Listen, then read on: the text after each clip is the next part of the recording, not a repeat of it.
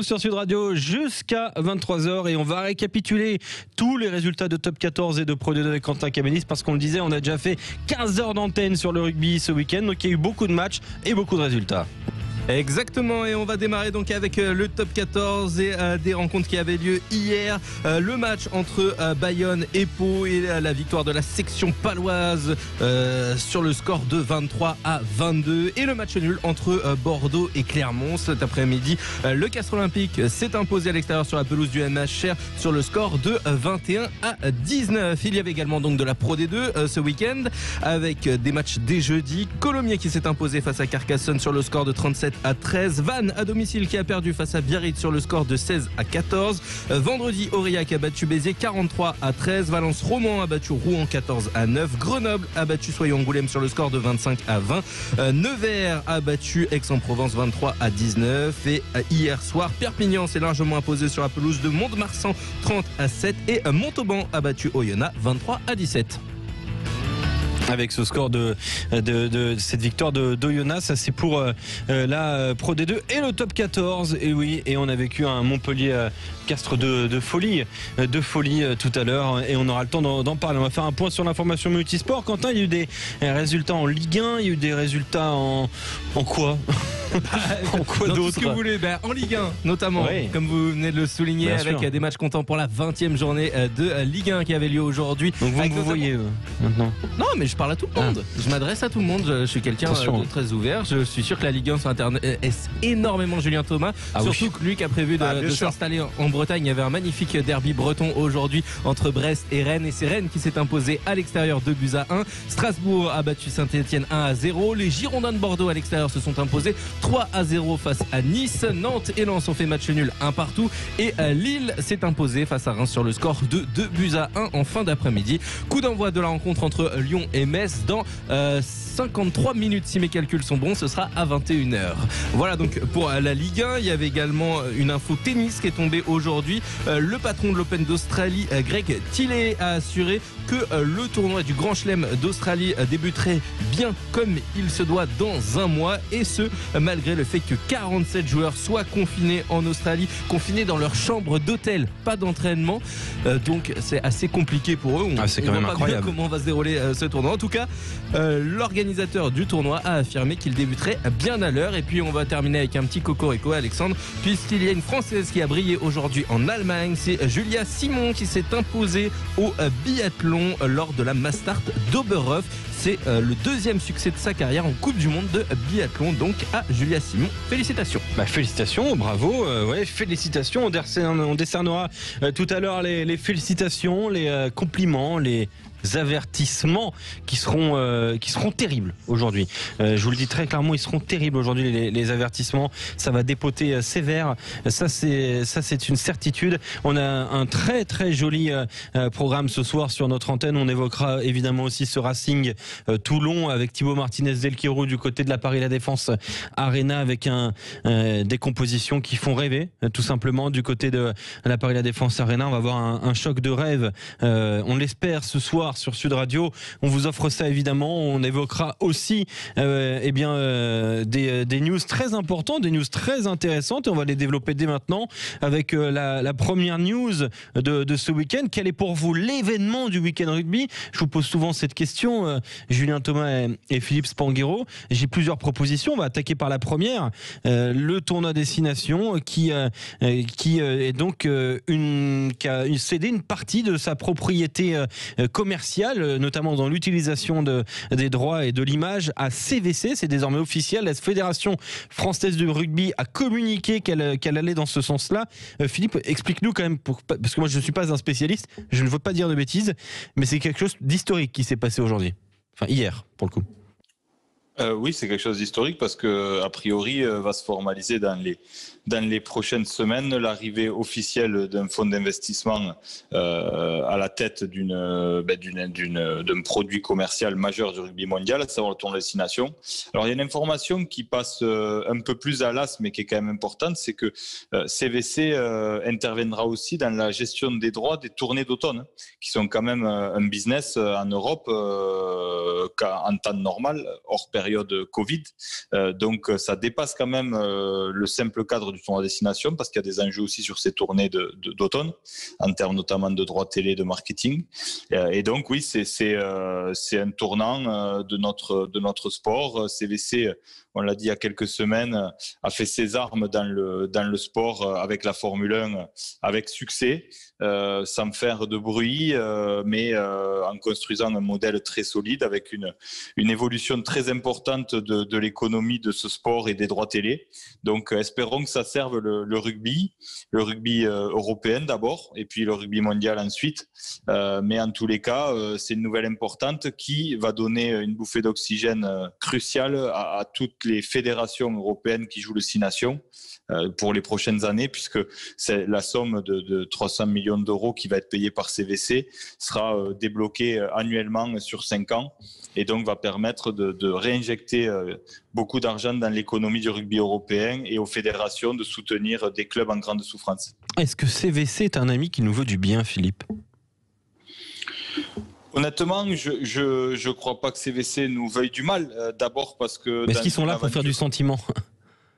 Ah non, par contre non. Mais dans une aventure comme celle-là, j'allais dire, c'est à la vie, à la mort. CVC, ce qu'ils veulent, c'est faire une opération financière sur le rugby, en sortant à 4 ans, 5 ans, 6 ans, 7 ans. Mais en tous les cas, ça va jamais au-delà de 6 ou 7 ans pour les fonds d'investissement. Donc il faut qu'ils aient fait une plus-value. Donc pour avoir fait une plus-value, il faut qu'ils aient amélioré le produit. Donc forcément, il faut que ça serve le rugby. Ils peuvent pas se battre demain contre les acteurs et proposer des choses qui vont à l'encontre de la logique. Donc, est-ce que par contre, ils peuvent bousculer un peu les habitudes et, on va dire, faire accélérer les choses dans ce qu'ils perçoivent de ce que doit être le rugby d'un point de vue marketing demain? Ça, certainement, parce que c'est des gens pressés, forcément. Mais en tous les cas, on est lié avec eux. Ils doivent améliorer le produit pour gagner de l'argent. Donc, en améliorant le produit, ils doivent générer une nouvelle économie autour du rugby et apporter de nouvelles opportunités.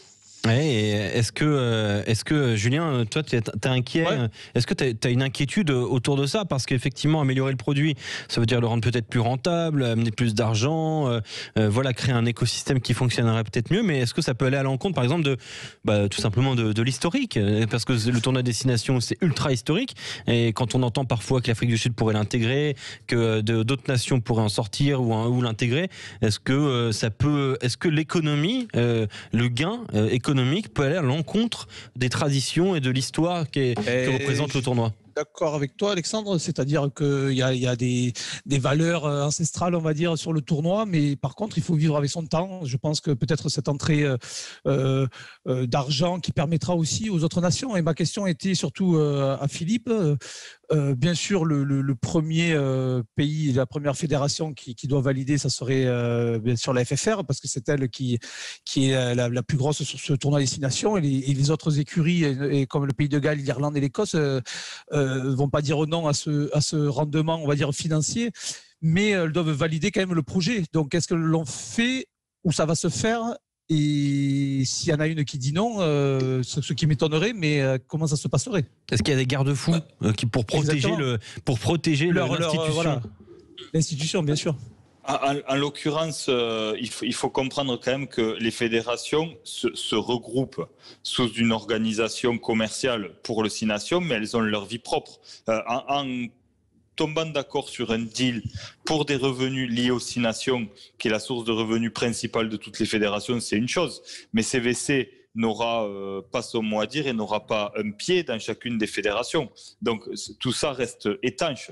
En réalité, c'est juste tomber d'accord sur un modèle lié aux Six Nations. Et finalement, quel est le risque pour ces fédérations? Les revenus sont assurés par CVC pour les 5 prochaines années, avec en plus du variable sur le succès rencontré sur la politique mise en place.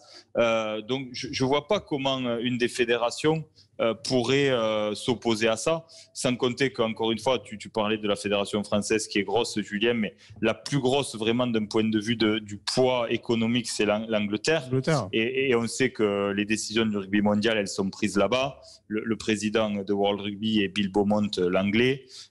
Très proche, ils prennent les décisions à deux avec Bernard Laporte. On voit Bernard Laporte communiquer très régulièrement sur le sujet CVC. C'est lui qui a pris la main sur ce sujet-là. Donc pour moi, les choses sont déjà entérinées. Mais pour rebondir sur ce que vous disiez, il faut comprendre que en quelques semaines, le rugby qu'on connaît a volé en éclats.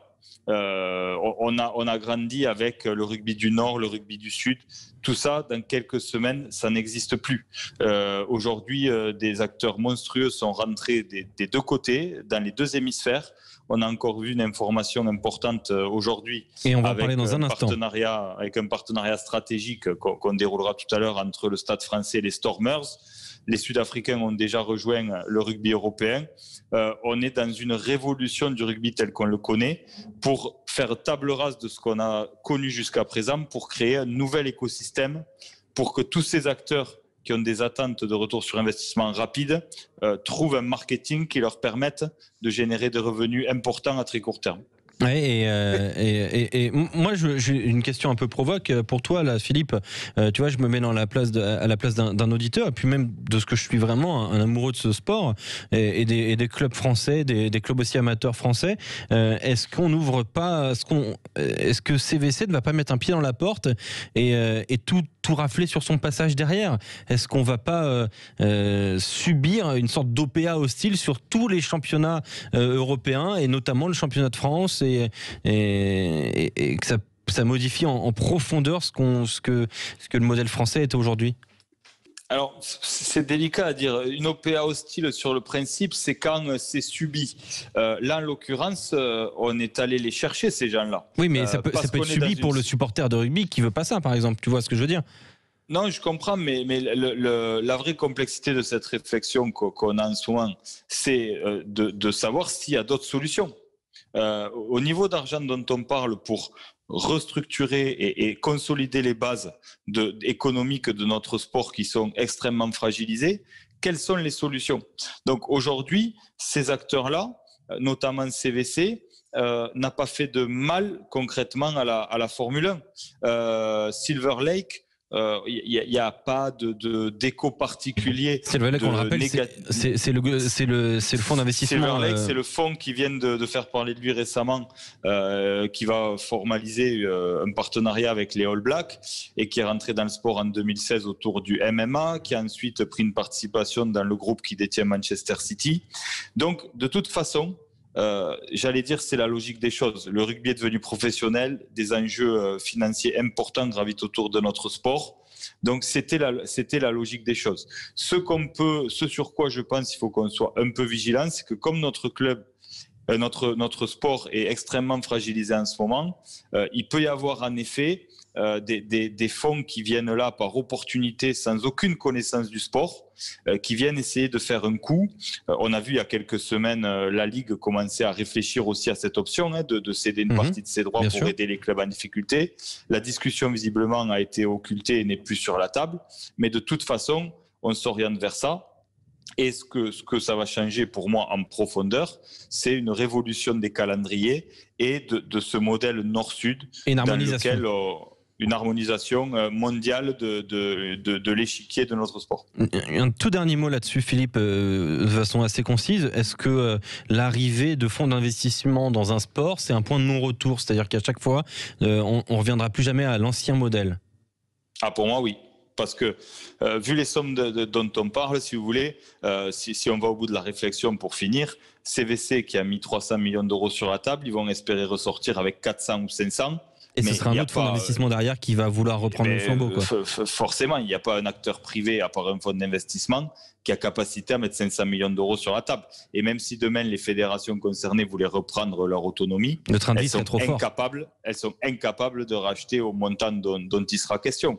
Donc, en effet, pour moi, par contre, on est rentré de plein pied dans une nouvelle ère et on ne fera pas marche arrière. Ouais, et ça, c'est une des actus de ce week-end. On fait le tour d'horizon des événements de la planète rugby ce week-end. Voilà, le premier sujet, c'était CVC et le tournoi des 6 nations. Voilà, son fonds d'investissement qui vient de rentrer au capital et surtout à la gestion de ce tournoi des 6 nations. Le deuxième sujet, finalement, ça revient aussi sur l'harmonisation des calendriers. On en discutait. C'est le Stade français qui s'apprête à signer un partenariat stratégique avec la province sud-africaine des Stormers, un partenariat qui portera sur plusieurs secteurs, concrètement, la Western Province, donc les Stormers, c'est le Cap en Afrique du Sud. C'est une franchise sud-africaine qui va passer du Super Rugby au Pro 14, qui va donc devoir jouer en Europe dans ce championnat de Pro 14 qui concerne les clubs écossais, gallois, irlandais, italiens et maintenant sud-africains. Eh bien, il faudra bien jouer en Europe, et donc une conséquence directe, ce serait que la Western Province, donc les Stormers, évoluent très rapidement à Jean-Bouin, qu'on puisse à Paris, voilà, assister au Pro 14 puisqu'il se jouera du côté de la capitale. Ce n'est pas le seul volet de ce partenariat stratégique. Il y aura sur bien d'autres aspects, notamment sportifs, avec un staff qui sera, il y aura des passerelles entre les staffs techniques et les académies pour multiplier les échanges. C'est une information Midi Olympique, Arnaud Beurdelet. Qu'est-ce que ça peut changer concrètement, Philippe, et quel est ton avis sur cette information?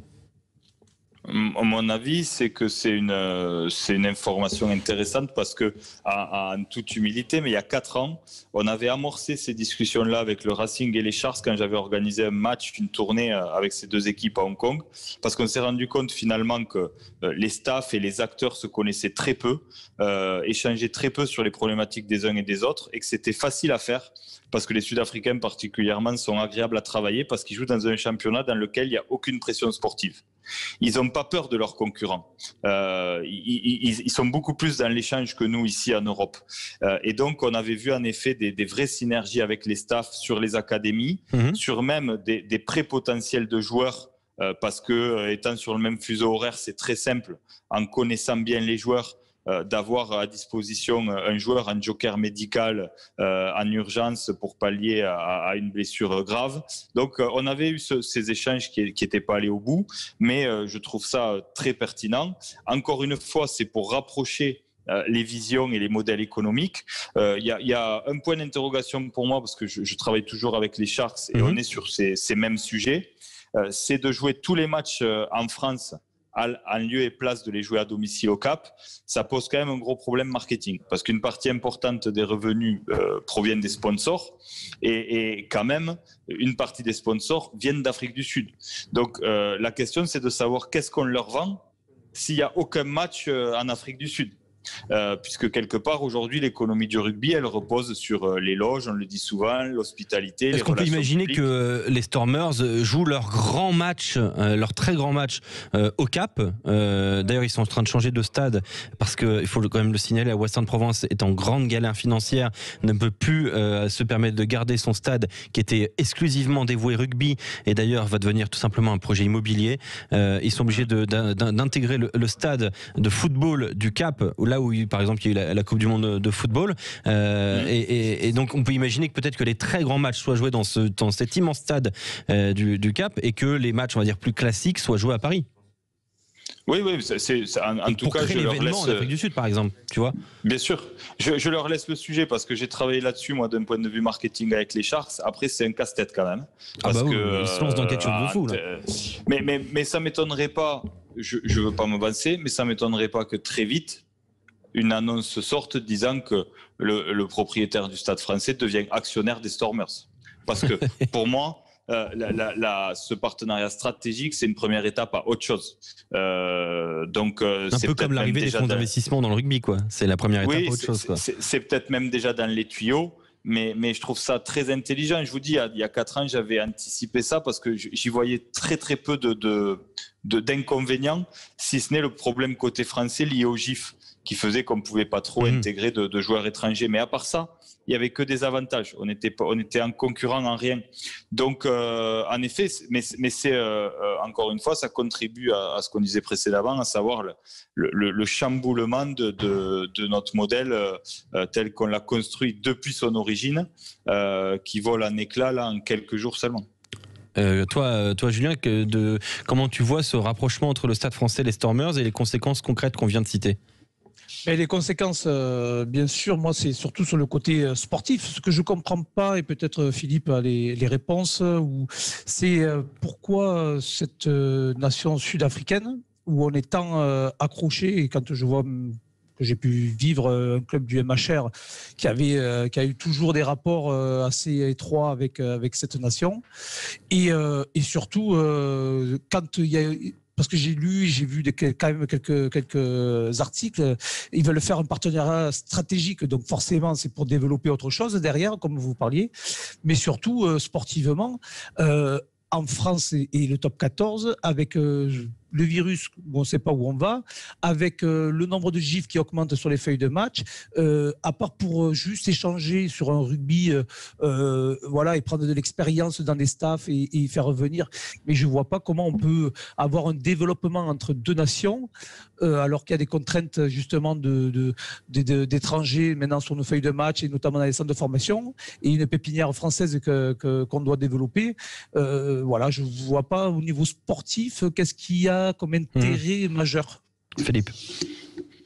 Alors, en effet, il y a le sujet des gifs. Nous, encore une fois, à l'époque, on avait vu un intérêt à créer des rapprochements plus réguliers pour échanger sur la vision du rugby, sur les techniques d'entraînement, sur des échanges dans les académies pour que des joueurs puissent se former. Des jeunes joueurs français qui manquaient de temps de jeu pouvaient aller sur une fenêtre de tir très courte, jouer la Currie Cup pour aller dans un niveau très très supérieur au championnat espoir.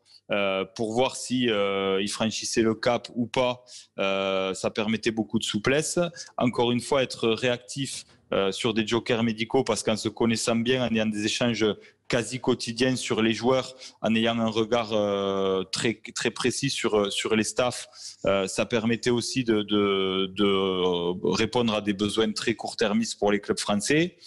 Donc voilà tout ce genre de partenariat. Et puis surtout, si on va plus loin, si on est utopique, si demain il y a des prises de participation au capital des sociétés avec un même patron, tu peux aller voir des sponsors mondiaux en disant voilà, moi aujourd'hui je vous vends le Stade français à Paris, je vous vends les Stormers en Afrique du Sud, et vous avez une dimension mondiale sur les maillots. Ouais, je sais que j'y vais.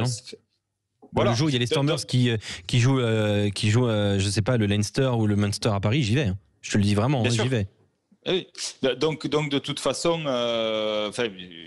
nous-mêmes avec les Sharks, on discute de ce genre de partenariat en Europe, pas en France, mais ailleurs, parce que c'est bien sûr que stratégiquement, il faut qu'ils aient chacun un ancrage fort. Ils peuvent pas venir juste faire des allers-retours et jouer dans les villes où ils vont affronter des équipes. Il faut qu'ils racontent une histoire en Europe, qu'ils construisent une vraie histoire avec ce Pro 14 qui va devenir le Pro 16, parce que ça y est, le rugby sud-africain, il a basculé, et au moins à moyen terme, son histoire, elle est tournée vers l'Europe. Eh oui. Troisième et dernier sujet que je voulais aborder avec vous, et là on va faire rapide, il y a bientôt les élections de la Ligue nationale de rugby. On voit des candidats plus ou moins crédibles et plus ou moins soutenus. On parle clairement là d'un match entre Jeff Fontenot pour le moment et possiblement Vincent Merlin. Est-ce que tu as les mêmes informations, Philippe ? Oui, pour l'instant, oui, mais ça ne m'étonnerait pas que quelqu'un vienne se mêler à la fête, parce que ça paraît à la fois simple et compliqué. Donc peut-être qu'un troisième acteur pourrait régler le problème. Bon, d'après mes informations, les élections à la Ligue vont arriver très vite, fin mars.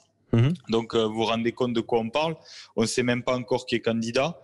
Je ne crois pas à Jean-François Fontenot, parce qu'il s'est affiché beaucoup trop clairement en soutien à Bernard Laporte, et il y a quand même un bras de fer latent entre les acteurs de la Ligue et la Fédération.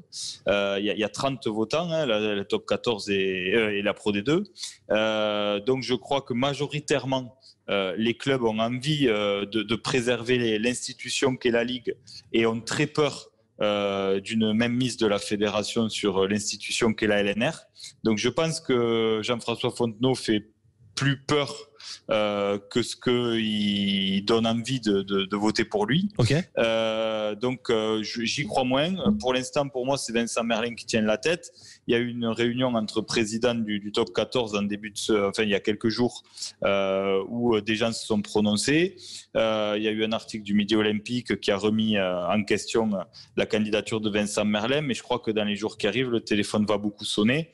Et si Vincent Merlin sent qu'il a vraiment le soutien de la Pro D2, ce que je crois, à mon avis, il va se présenter et l'emporter du coup. Et si c'est pas le cas, peut-être qu'on peut aller chercher un troisième acteur du chapeau pour mettre tout le monde d'accord. T'as une idée ou tu peux pas le dire? Une solution. Non, moi j'ai une solution. Vas-y. Rapidement, parce qu'on doit l'empiler. Président Altrad. Non, je rigole, bien sûr. Je suis peur, là. non, je déconne. Non, mais des Pierre-Yves Revol, il parlait même de Max Guazzini qui pourrait revenir, Didier Lacroix, qui est au Stade de Toulouse. Est-ce qu'il y a des noms qui sont sortis, voilà, comme ça. Est-ce que tu as des noms comme ça? Est-ce que tu as le même nom? T'as un de tes noms, Philippe, qui a été mentionné par Julien là? Moi, je reviens. Pierre-Yves Revol, pour moi, ça serait l'idéal. Pierre-Yves Revol, il s'est officiellement rapidement parce qu'on doit aller en pause. Il est sorti de la course il y a quelques jours à cause des mauvais résultats de Castres, mais comme Castres est remis en selle et qui sont, on va dire sauvés, je l'espère, de la descente, peut-être que ça peut changer la donne en effet. Et ben voilà, rapidement, très rapidement, en un seul mot, quel est pour vous l'événement du week-end rugby, le CVC qui intègre le tournoi de destination, ce partenariat Stade Français Stormers ou la Ligue nationale de rugby? Rapidement. Le CVC pour moi. Et pour toi, CVC. Et ben voilà. Et ben moi j'ai voté la même chose. On revient dans un instant sur Sud Radio. On ira du côté du Racing 92 avant de parler du Vendée Globe. On est à 30 minutes du coup d'envoi entre le Racing 92 et Toulon. À tout de suite.